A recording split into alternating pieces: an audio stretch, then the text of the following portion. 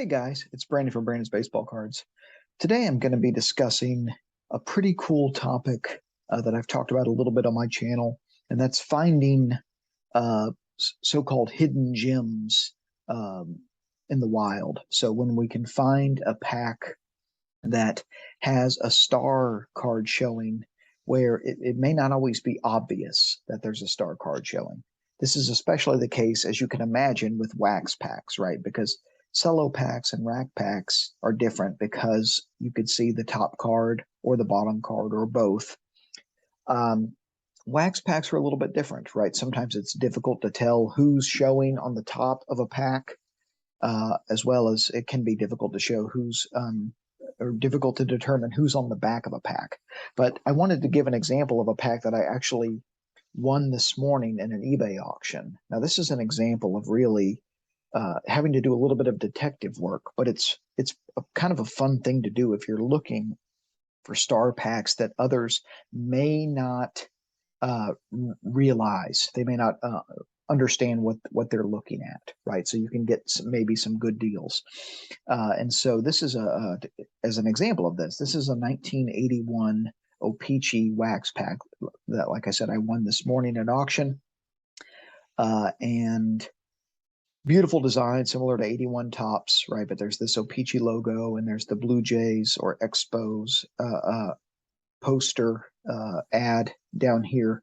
But this pack probably was overlooked by a lot of people because they didn't necessarily look that closely at the back of the pack.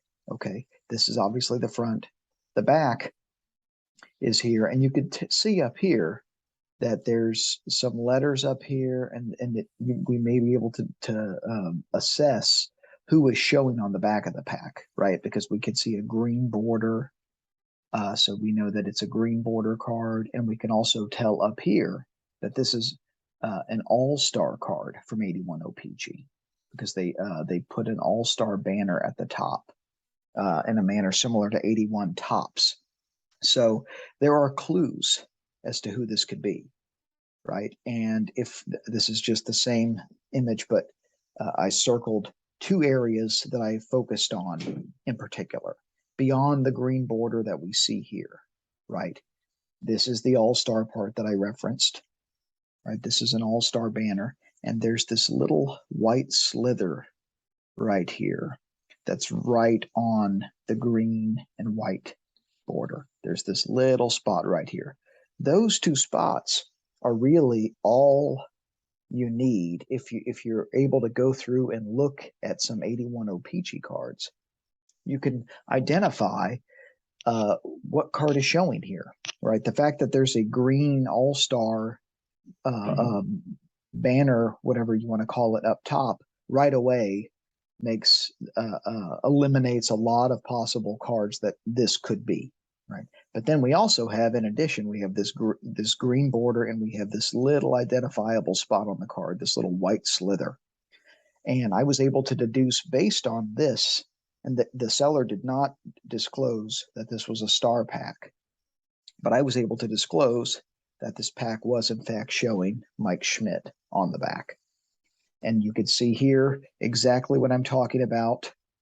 You see this, the green border, obviously, with the little white border, and then this little area right here.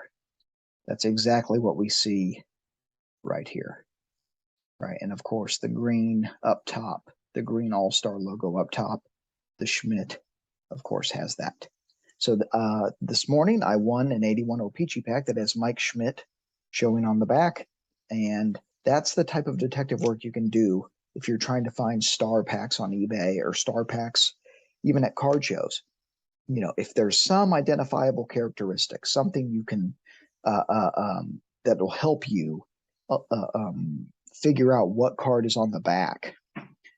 There are some fairly simple ways to do this, and it could be worthwhile because this is not just it is an 81 O-Pee-Chee pack, right? Which it's not a huge item by any means, but it's pretty cool nonetheless. And the fact that, you know, not everybody that looked at this pack was able to identify it as a star pack, you know, shows that if you catch an auction on the right night, you may be able to get a good deal.